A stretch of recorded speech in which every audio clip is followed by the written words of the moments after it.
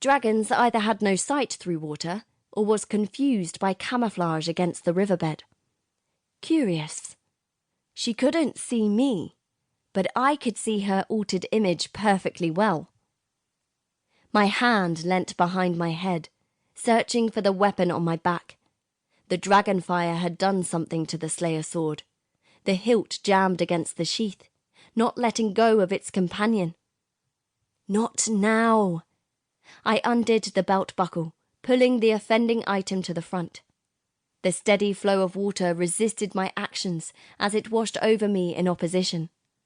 I yanked and pulled until the twisted muscles in my hands burnt from strain.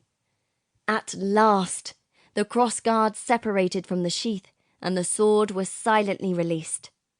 By now, the grey peered straight into my eyes, the commotion with the sword grabbing its attention. Years ago, Thaddeus taught me something about refraction. Nobody taught that to the dragon. It was still confused. I used this to my advantage. It was now or never.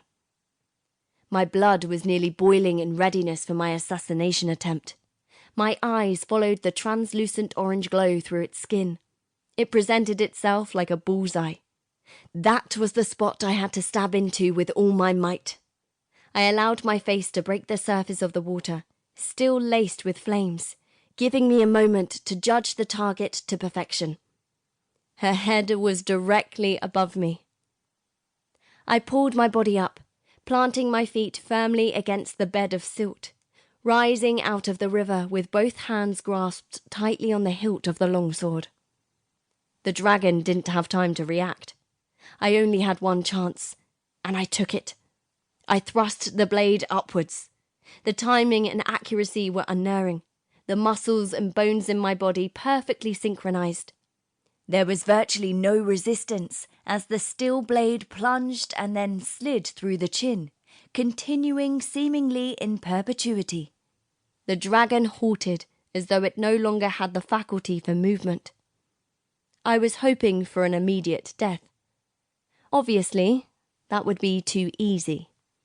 It suddenly convulsed violently, flinging its neck up in the air. The blade was jammed in its head, but my grip was strong and stout. Wherever the dragon's head pitched, I inadvertently followed until it snapped to the right with ferocity. I rolled myself into a ball in anticipation of a heavy landing, after I had been thrown mercifully into the air.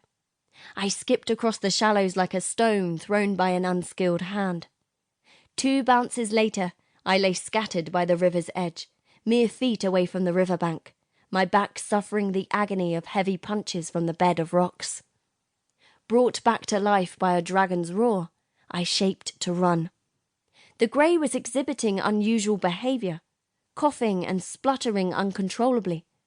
Before I could react, I was thrown into the air again, this time by a powerful, invisible force. I was immersed in the loudest of noises at the centre of a thundercloud. My ears rung, surrounded by a biting pain. My sight was hazy, seeing only light tints of blue and doubled-up clouds. Where was I? What happened? I tried to get up, but I met with complete failure. The pain in my ears was palpable. Touching my ear holes gingerly, my fingers traced across blood.